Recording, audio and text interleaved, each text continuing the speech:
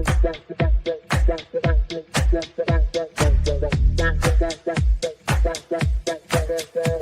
Connections Radio presents.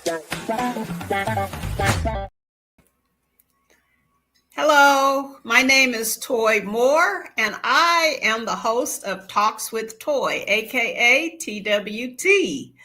I am excited to be a part of PR Connections, and I plan on bringing you a lot of fun and a lot of entertainment and a lot of shows that will include knowledge and just fun things. So I will be interviewing a variety of people that talk about their careers, how they got there, why they chose the careers that they're in, and what they get out of the careers, what they can recommend for other people who are interested in their careers. I'm also going to eventually add in a segment that's called Adult Conversations, and it deals with sex and relationships. And I am an author and a publisher, and I have a new book coming out in February. It's called Celebrity Life Behind the Scenes, and I will feature 50 celebrities that I have personally met. I'll have pictures in the book and everything, and just talk about a little bit on what each of the celebrities, the experience that I share with them. So I look forward to the fun and the excitement that I'm sure Talks with Toy will bring. And I am also on YouTube, so make sure that you subscribe to my YouTube station. For now, you have a good day. Thank you for being a part of Talks with Toy, and we will see you soon.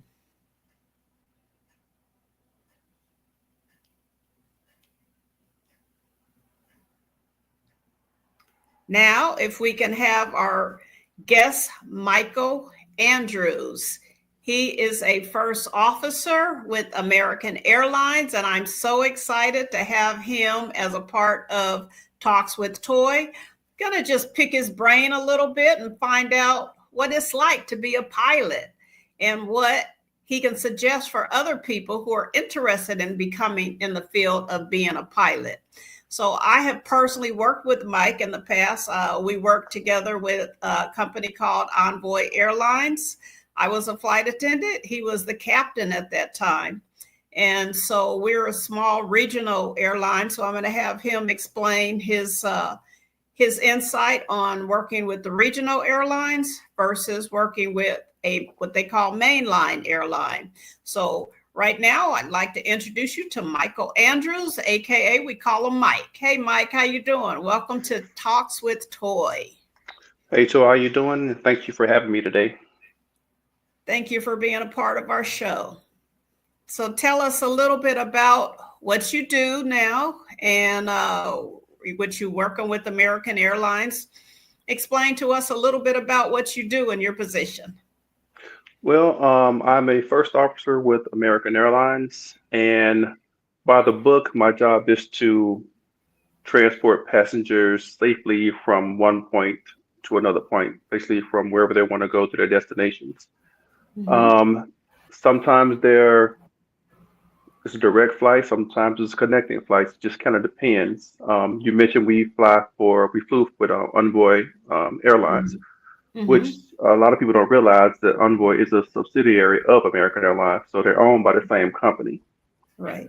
So instead of American Airlines sending a Boeing 777 into a town like, let's say, Jackson, Mississippi, mm-hmm. the plane is too big just for that one destination. So they'll send their regional partners, aka Envoy, into the city. And instead of having one flight on one big plane, they'll have 6 or 7 flights on smaller planes to bring them to the hub so they can go out to wherever they want to go, whether it's California, New York, or a whole nother country, South America, Europe, Africa, wherever they want to go. Okay. And then how long have you been working for American, and how long did you do for Envoy, and what was the transition like? Well, I've been with American Airlines just over 7 years. I was with Envoy just over 11 years. So right now I'm right at just over 17 and a half years total in the company. Okay. And the transition, well, I was fortunate that American Airlines has a partnership with their regional carriers. It's Envoy, Mhm. Piedmont, and PSA Airlines. So Okay. when they spend enough time with the airline and slots come available, people retiring, medical reasons, just want to do something else, slots open up. So they bring their regional pilots up to the airlines. It's basically a flow through program. Now, that's Okay. not the only way that you can go to. I actually initially was hired off the street, just the old fashioned way, send in my resume, do some interviews. I was Uh-huh. trying to get ahead of the flow because you want to get the seniority number. The higher the seniority, the better your schedule is. What time you have Okay. off, more leisure time, pick up, you get better trips and things like that. So I actually was in my second interview with American Airlines, Okay. and we were just tossed around dates of my potential class date, and one of the dates was my flow date. So Okay. my kind of uh, weird situation, I mean, nothing happened. I just flow because it was less paperwork just for me to just flow. It was just a matter of them clicking and dragging my name from Envoy to American, as opposed to going through the long, drawn out process with paperwork and background checks and things like that. So Envoy was your first airline that you worked for? That's correct. Okay. And Envoy. if someone is It was initially American Eagle, okay, right. and the Okay. bankruptcy, I think around 2011, I think, and Okay. that's when a lot of airlines started merging, and Okay. American merged with U.S. Airways. U.S. Okay. Airways also owned PSA and Piedmont, and Okay. American just had American Eagle, but they wanted the brand. So Piedmont, Envoy, and PSA fly under the banner of American Eagle, where then they created Envoy. I think Envoy was what U.S. Airways called their elite class back then. They just used the name. It's just it was already they already owned it, so they just used it for an airline. Okay. All right. And what started you to even want to be a pilot in the first place? What was that motivation like? Well, I've been wanting to fly since I was little. My dad was in the Air Force for 38 Okay. years. He didn't Okay. fly. He worked in civil engineering, basically surveying land. But Okay. every time I go to the base and see him, we always explore the base and just walk around, meeting everybody. But I spent the most time with the pilots and just in the airplane. I just love the aircraft, and that kind of fueled my love for aviation. And I probably owned about three kites when I was small. I was making paper airplanes, Okay. watching birds. People thought I was weird because I was, a kid bird watcher, but I was just enjoying them flying and just Okay. how the smaller birds at lower altitudes are working hard. But then you see the hawks and eagles in the air, they're just gliding. They're just Okay. using the thermals Okay. from the earth just to kind of glide around. They're not working as hard.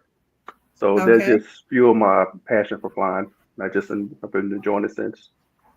Oh, okay. I can't believe you've been with American for seven. Man, when me and you worked together, I was a flight attendant with Envoy, and we worked together and did a few flights together. And I know underneath your direction, you being the captain, we worked on the 175. There Yes, was two flight attendants, and then of course the first officer and the captain. And just in case people don't know, the first officer is AKA the co-pilot. that's correct. And so we had our first, when I was with you, it was our first, so they call it ABC, all Hmm. black crew. So that was really cool to be able to share that while we were with Envoy and to be able to fly with you. It was an honor for me to be able to work with you. You're a great captain. You're great, great coach and everything to teach us different things that help us just to be better in what we do. So I thank you for that. Thank Yeah. you for the So compliment. yeah, what do you see the biggest difference with flying regional versus mainline? The biggest difference is, well, the bigger aircraft, Okay, um, right. bigger training. It's just, people say it's a different airline. I mean, Mm-hmm. the main goal, of course, is flying in safety, and American Airlines really put an emphasis on safety. Not saying Envoy did not, Right, but right. bigger aircraft means more seats, more people. Okay, So we're always we're always getting bulletins, safety checks. It's always something that we're constantly learning okay, with American. just to keep everything fresh. And of course, American has more variety of aircraft than Envoy does. Envoy is strictly on the 175 now. I think at Mm-hmm. the time we were there, we were flying the Embraer 145, which is like a 50 seater. But now they're Right. flying they transitioned, they sent all those smaller planes to Piedmont. So they're mostly Okay. in DC, Charlotte, in that area. But Okay. that's the main difference. I mean, we're all one big happy family. The emphasis Yes. is safety and it's, safe Right. passage Right. and carry of passengers safely. But it's just, American Airlines. They're the big brother, so they're going to look Right. out for the Right. little brother. Right. Now, what is something that you enjoy the most about your career and something that you dislike the most about your career? What I like about the most is being able to travel freely Mm-hmm. and enjoy overnights that I might not otherwise, be able to experience. For example, today I'm in Omaha, Nebraska. Okay. It is 40 degrees outside, which is nice compared to what it was last week. But Okay. I was with the crew, and we all went out, and one of my crew is Asian, and he Okay. was so excited about the Chinese New Year, so he wanted to go out and have Chinese food, Okay. and we did that. But Okay. also along the way, I ran into a guy that I was on the ship with when I was active duty Navy. He Okay. recognized me, and I saw him, and he had on shades, and I didn't recognize him. But as soon as he put the shades off, I instantly recognized who it was. Couldn't remember his name, but he couldn't remember mine either. But Okay. we wound up reconnecting. He's still in the Navy. He still remembers some of our experiences on the ship when we were deployed. He wound up Yes. transferring to the Army, and now he lives up in Omaha. And I just randomly saw him, and Oh, that okay. was amazing. So Yeah. traveling, randomly reconnecting with people. Um, Last week I was in Turks and Caicos for 28 Oh, hours, okay. Oh, and okay. exactly, you're at a resort, Yeah. enjoying, Yeah. you Yeah. know, I wouldn't have never been to Turks and Caicos. That was my first time going Okay. there as a layover. Okay. I've done other trips out of there, but never to the hotel. Okay. What I like about the least is just being away from home. Sometimes I get homesick. Yes. Um, but we were talking about seniority earlier, so I'm more senior. I'm what they consider a senior first officer. I can Okay. hold captain, but I'm just kind of holding off because I'm enjoying. I get days off that I want. If I want a Okay. specific, I can go in and just pick a trip. Like, okay, I want that trip, and bam, Yes. I'll get it because I'm just senior enough. But that's the main thing is was being away from home, but being more Yeah. senior. I get to enjoy watching my family compete in sports and just enjoy the holidays with us and things like that. So, Now, how many days are you usually out versus home? well, typically 4 days off and also fly. I prefer international destinations because the trips are longer. So instead Okay. of me flying like from Dallas to Memphis, which is about an hour and a half, 2 hours, I fly Dallas Uh-huh. to, let's say, Costa Rica, which is like 3 hours. Okay. Then Costa Okay. Rica back, so that's 6 hours. So Okay. I'm trying to get too technical, but you fly longer, you build more hours quicker, so you have more days off. So on a Okay. 4 day trip, when I get home, I'll probably have about 5 or 6 days off. Okay. So, Okay. And then you said that you don't want to go into the captain seat as of now because you have more flexibility as a first officer. well, two reasons. One, because of the more flexibility. Two, I'm ready to fly wide body. So that's 2 aisles. So that's the long haul aircraft. So instead of Okay. me flying Dallas to Memphis, Dallas to DC, I fly Uh-huh. Dallas to Shanghai, Dallas to Yeah. Delhi, India, Dallas to Buenos Aires, Okay. 10, 9, 10 hour flights. So I want to dabble in that a little bit, just experience that, the wide body experience is what they call it. And I'll do that for a couple of years, and that'll allow my seniority to build up on the captain side. So when I do transition back over to the captain, I'll still have some seniority. I won't just be on the bottom of the list and just basically on call to fly. I can cast and pick my own schedule. It's kind of like how I do now. Okay. So you think you'll probably stay here in your position you're in now for a little while because of that? Yes, but only as a first officer, I have my bid in now for wide body first officer for the 777, the 777. Oh, okay. So I should get it I this like year because I I know like their that seniority. plane. Yes, it's a Yeah, beautiful plane. I think I've been on that plane once, maybe twice as a flight attendant going from, where was it? New York, I think it was, to Dallas. Hmm. And man, just the first class sections, Yes, ma'am. beds and TVs of your own. And I mean, it was like, wow. Yes, Like, ma'am. can I fly back home on one of those? Yes, Of course, ma'am. they're always taken up. Of But course. yeah, those were nice. Okay. So what is something that if there's someone who's interested in becoming a pilot, what information would you give them to get them on the path of becoming a pilot? Well, the first thing I would advise them to do is just to take what they call a discovery flight. Okay. And what they do, they go to the local FBO, which is at the airport, which FBO is a fixed base operator. So you have the Okay. main airport, but then there's like a smaller, like general aviation airport that's usually attached to airports as well. That's where like the Okay. smaller and private planes are. But they Okay. usually have a flight school, and they'll Okay. allow you to take a discovery flight. 16 years ago, the flights were free because they know once you start flying, you get the bug in you that you want to fly more. I want to say Okay. now, I think they charge now, but I'm not sure how much it is. Okay. Last I checked, it may have been like $100 something like that because the price of fuel is Okay. high. You know, that's Right. you paying for the gas basically. Okay. But Okay. they take them up for hour and a half, 2 hours, and they'll let them fly, just let them get a feel.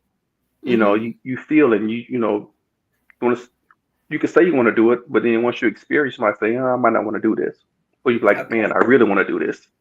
So Yeah. I would advise someone to just, go take a discovery flight. And after they take a discovery flight, just talk to people, get exposure, just Okay. hang around the airport, just see Mm-hmm. what people, different experiences. Some people have civilian experiences, some people have military experiences. So Okay. that's the main thing, is just getting out there and just getting into it. Okay. And so when you have a military experience, that does that automatically bump you up into a higher ranking position as a pilot? Not on the civilian world. The only thing, the main benefit of learning to fly in the military is the government is paying it instead of you paying it out your pocket. You Okay. know, aviation's not cheap. Right. Because the price of fuel, is $100 a barrel. Okay. Actually, I think it's more than that now. But I mean, that's the main thing. You're paying for the fuel, you're paying for the instructors. Mm-hmm. The military will pay it all for you if you want to be in the military. Now, military's not for everybody. I Right. have 26 years total in the military. I did not fight in the military. I used Okay. my GI Bill and took flying lessons. Okay. A lot of people assume that I flew just because I'm in the military, and I still serve. I'm still in the Air National Guard in Mississippi. But Okay. that's one way. Another way is you have to, once you find a school, take out unless you're come from a well-to-do family and have Mm-hmm. money like that. Some people have to take out a Mm-hmm. loan. I Mm-hmm. was fortunate. I had to initially take out a loan, but once you get your private, that's when your the federal, the Sallie Mae and your key banks and all your loans they'll pay for it. But for me, my GI Bill paid for it. So I Okay. was fortunate. I don't have the debt like a lot of flight students have. So if somebody had to come out of their pocket, what would be the cost about? Because I know you guys licensing and all that kind of stuff is really expensive. So what would be like an average that someone would have to come out of their pocket with, or to get a loan for? How much would they know to ask for? About 60 to $90,000. Whew. Yes, Okay. yes. Yeah. And Okay. now, will you use all of that? Perhaps you might not if you just go through and just if you're just flying, but you might use more. It might where it take me one lesson to get something, it might take a maneuver, it might take the next person 2 or 3 flights. So the more Okay. flights, the more money. And Okay. I always tell people when they get into flying, get flight sim.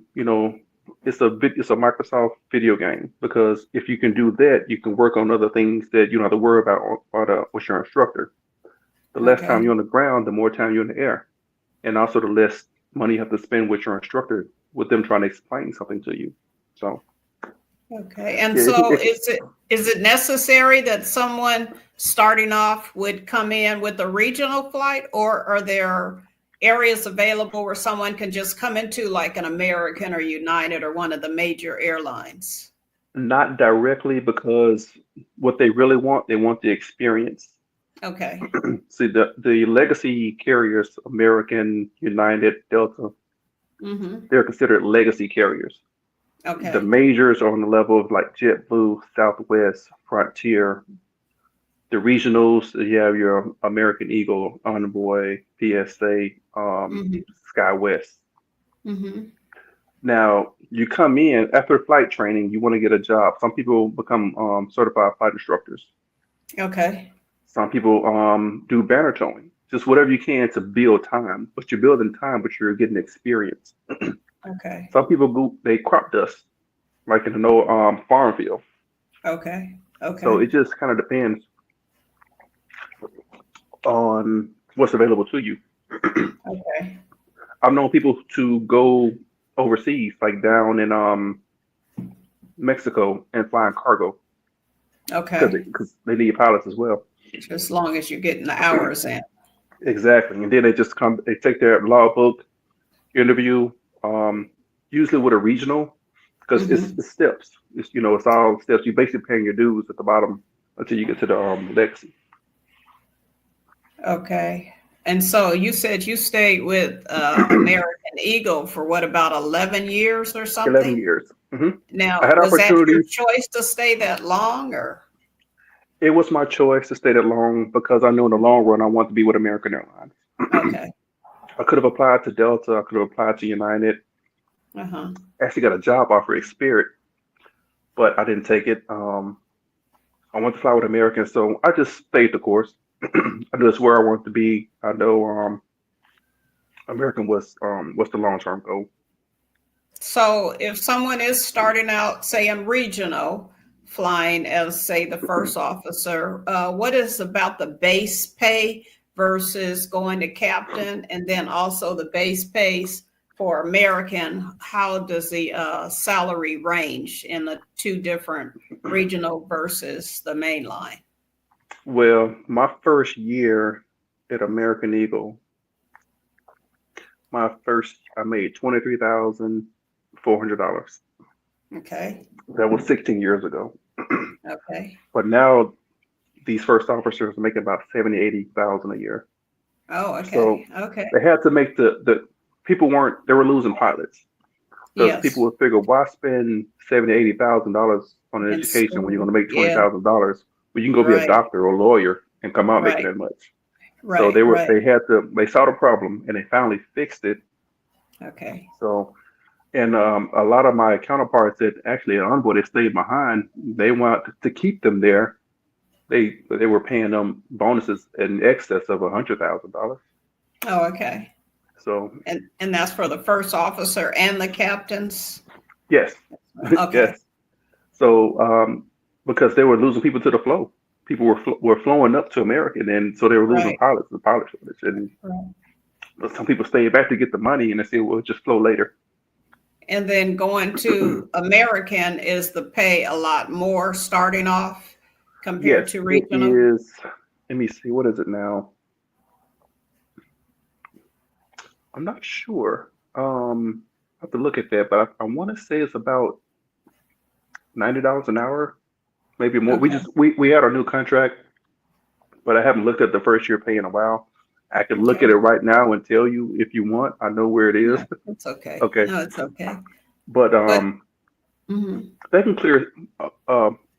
A pilot could clear six figures easily as a first officer at American Airlines, Okay. and a captain can make. I mean, really, honestly, three or $400,000 a year. Okay. So it's a lucrative industry. Yeah. Once Yeah. once you get in, I mean, it's a fortunate position to be in.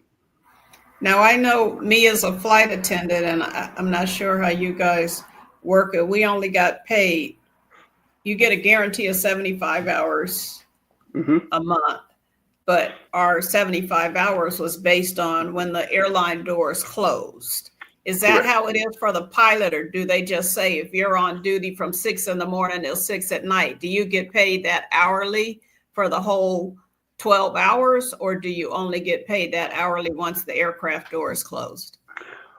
We get paid when the aircraft starts moving. Oh, okay. So you can shut the door, you can do everything, but until they push us back, that's when our clock starts. Oh, okay. Okay. So, And then I know you guys, well, us as well, flight attendants and pilots, we had to go to training once a year to make sure that we were knew what we were doing, up to date with all of the mhm. things that may have changed or may have not changed, and just make sure that we know how to do our job. I think you pilots have to do it, what, every 9 months, or how Every 10 often do months. you have to retrain? Every 10 months. We can't. Every They 10 don't. months. They don't want the year to lapse because then it's a more longer, more Okay. strenuous training, Okay. which is And still your not a training is problem. about what, 2 days, 3 days? 4 days.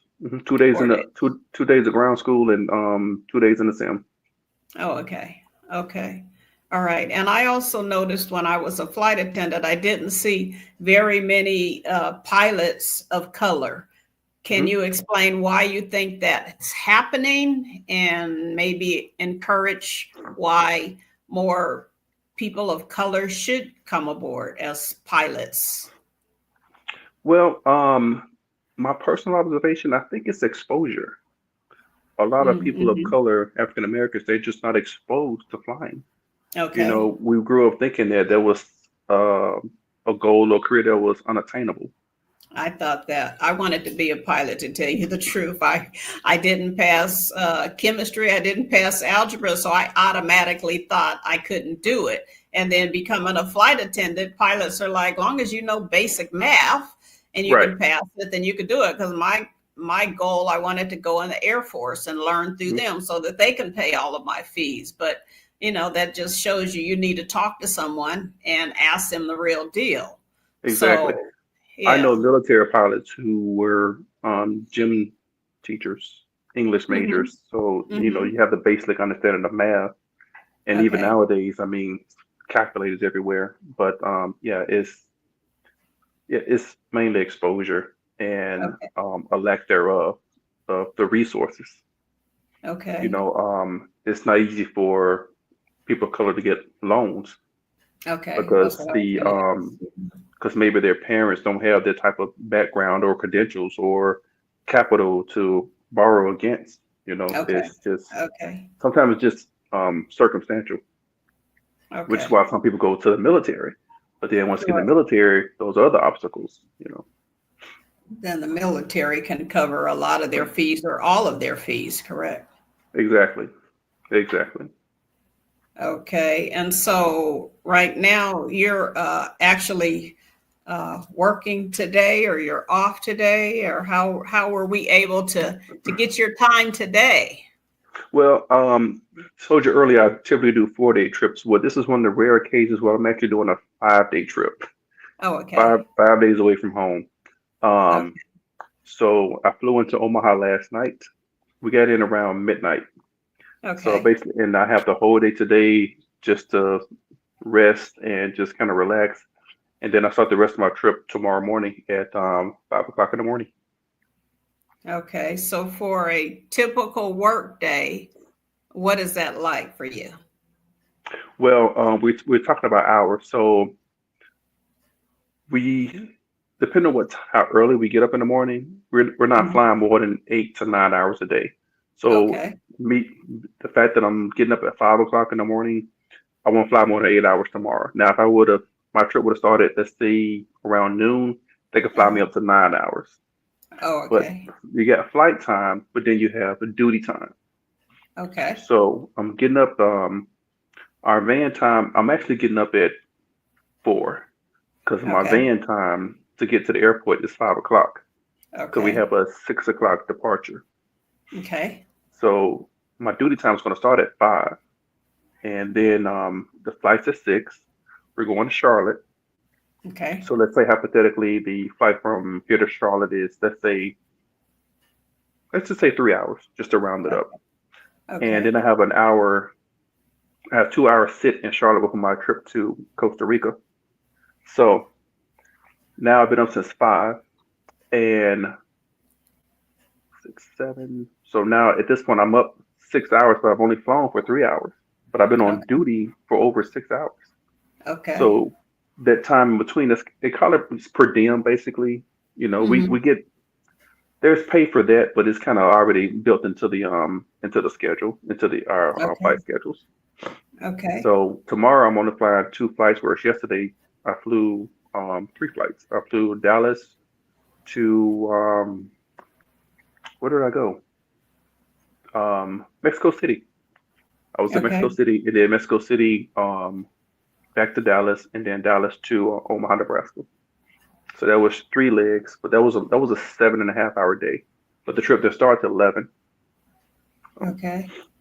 And if I'm not mistaken, I know us as flight attendants, I think they can I used to say hold us hostage if needed be 14 to 16 hours in a day, which 16 means hours. if the planes are okay, if the planes are broke down or the weather conditions prevent you from taking off or landing or whatever. So it's a Exactly. pretty grueling schedule. Yeah, Yeah, they everybody have can't do you're on the it. hook for 16 hours, Yeah. and then when your time comes up, they actually that you get that magical phone call asking if you want to take an extension. They can extend us up to 2 hours. Okay. Yeah, because I know there were sometime pilots, they'd be like, nope, we ain't doing it.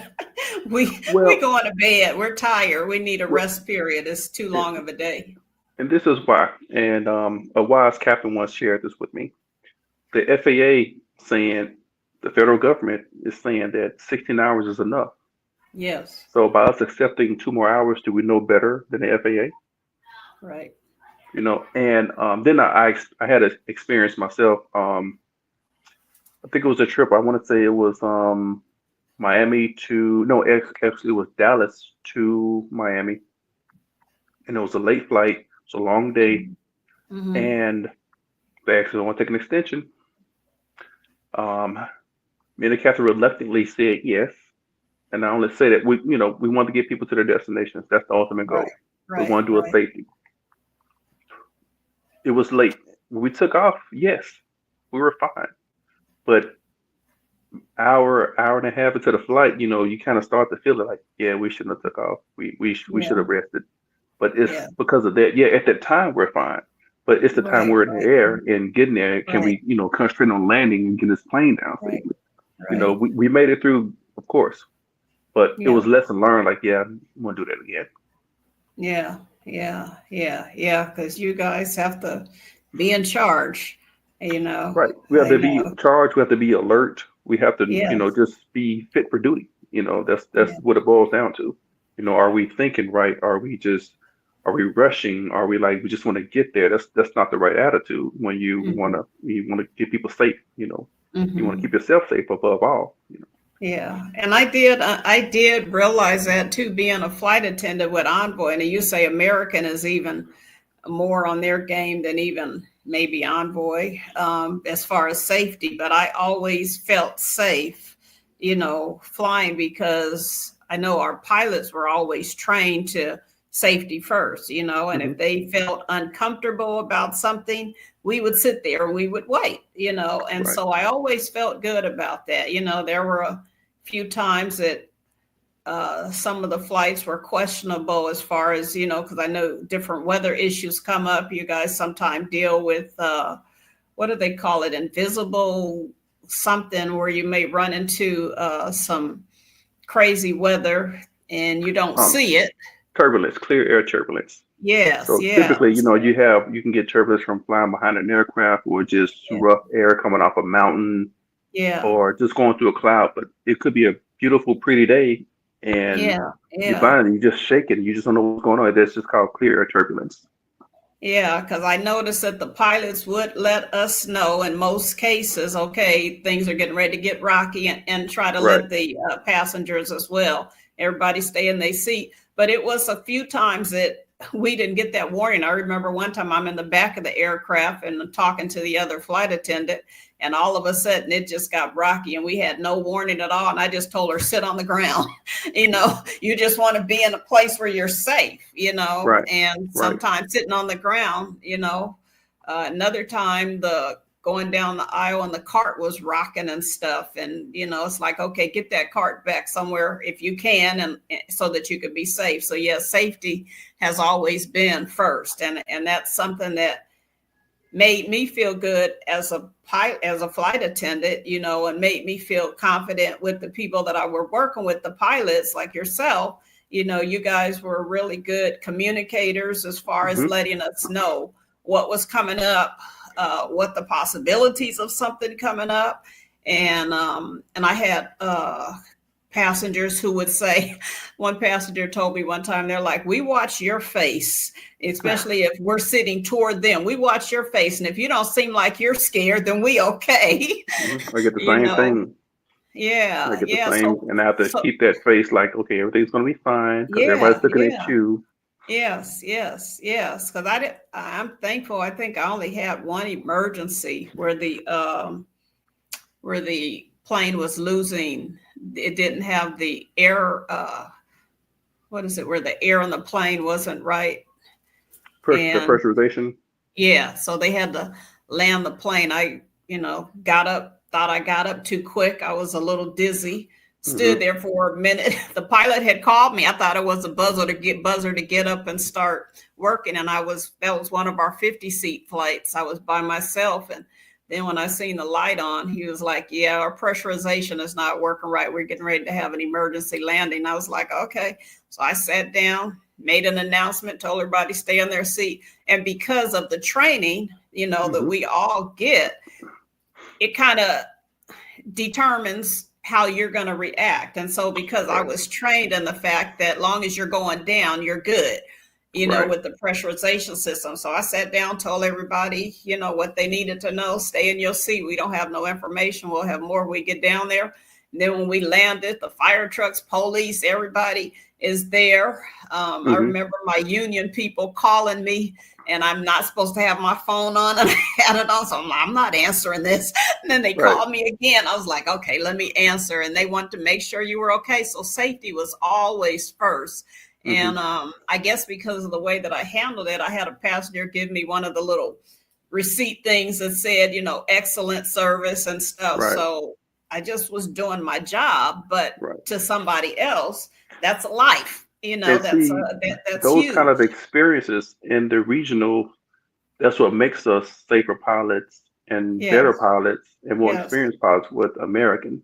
So that's why I say American is safer than Envoy, because it's not because of Envoy is practicing unsafe procedures. It's just because, it's just one is more flights.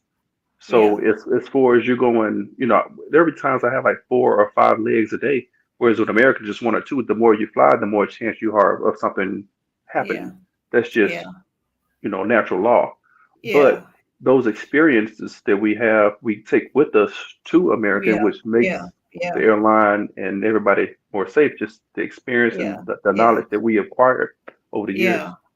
Yeah, and then I'm sure with the larger airlines, as with a larger car or anything else, you have to take more safety measures because now you're in a larger vehicle, so the safety measures become larger because you're in a larger vehicle. So I get that for sure. So I'm sure when you're flying through the skies, what is something that you have just enjoyed seeing? For me, it was watching the sunsets and the sunrises. I would sometimes ask people, excuse me, can you take a picture of that for me, please? If they were sitting next to a window. And so that was always fun.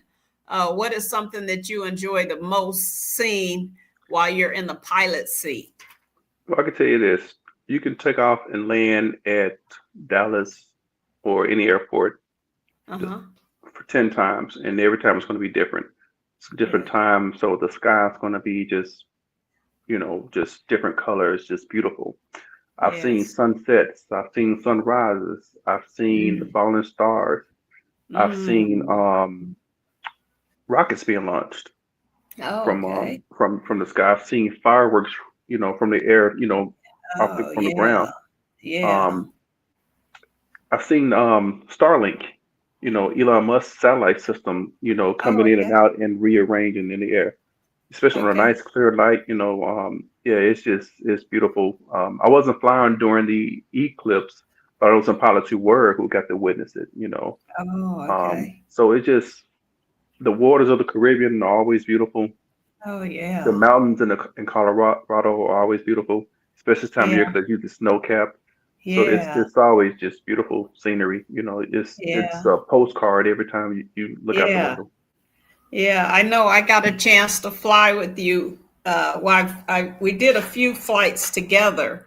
Hmm. But when one of the pilots have to go to the bathroom, one of the flight attendants have to come and sit in the cockpit. And I remember Right. asking a pilot one time, I'm like, well, why are we up here? We don't know how to fly the plane. And he was like, in case the other pilot, passes out or something like that, you need to be able to call me and open the door so I can come in and take over. I'm like, oh, okay, that makes sense. And Hmm. so you were captain, and so I came in while your first officer went to the bathroom and snuck a picture. But just to see the view that you guys see from the front of the cockpit, it was always amazing to me, just to see what you guys see. And Hmm. yeah, just an amazing experience, an amazing view. So yeah, yeah. Well, anything you'd like to add to the show? We're going to wrap it up. Anything you'd like to add before we wrap it all up? Well, I mean, I appreciate the opportunity. And if you have any further questions or someone wants to get in touch with me about flying, I'm more than happy to answer more questions. Or if I don't have the question, I can find somebody who does know the answer or point them in the right direction. I appreciate the open talk with you. It's good to see you. Always a pleasure. And Yes. yeah, just I thank you for the opportunity. I appreciate this. Yeah, no, thank you for being a part of it. I just thought, like I say, pilot was something I wanted to do, but I didn't open my mouth to ask the right people the right questions. And Hmm. so, again, it was a missed opportunity, as you say, with maybe other African Americans. They just don't know. They don't think that they can do it. They think it's just far off of the radars. But I try to believe the sky is our only limit. We limit ourselves to what we can and can't do. And at my younger days, I limited myself. And I hated that because when I finally got a chance to see what you guys do, I was still amazed. If I was younger, I would have definitely, and had the money too, I would have definitely become a pilot, so I thank you for coming on board and answering the questions, and good to see you again. I haven't seen you guys since the Envoy days. What, that was probably in 2018 or something like that. Because I Probably before left, then, I yeah. left, because I left Envoy in 2019. I think I did 3.5 years. So I don't know if I seen you. When did you go to American? What year? 2018, June Oh, okay. 2018. Oh, okay. So then, yeah. So I haven't seen you since 2017, 2018. It's been a while. So, but I didn't say it before, but I've told you personally, I'm very proud of you. I'm proud of your achievements, your accomplishments, and I look forward to you maybe seeing you maybe on one of your flights one day. But thank you for coming on board and talking to me and talking to our listeners. And I look forward to the things that you are going to be succeeding in your future. You've Thank you. already done tremendous things and tremendous success. And I'm really proud to know you and have you as a friend. And it's really good to see people of color in a position that you're in, because it's not an easy task, an easy thing to do. So thank you again for being a part of Talks with Toy, and I'll see you around in the future. Thank you. And I thank you for the platform and have fun with this. This is really nice.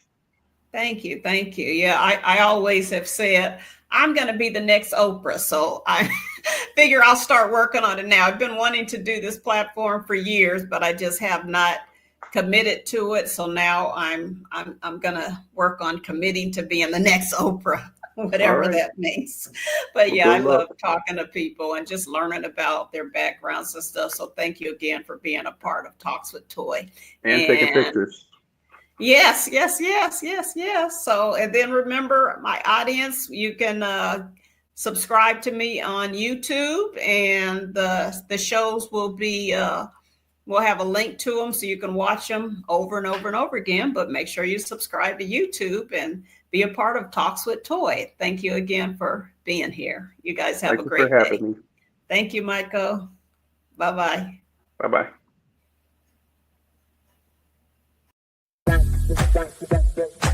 PR Connections Radio thanks you for watching this podcast. Check out more episodes of this show and our others at prconnectionsradio.com.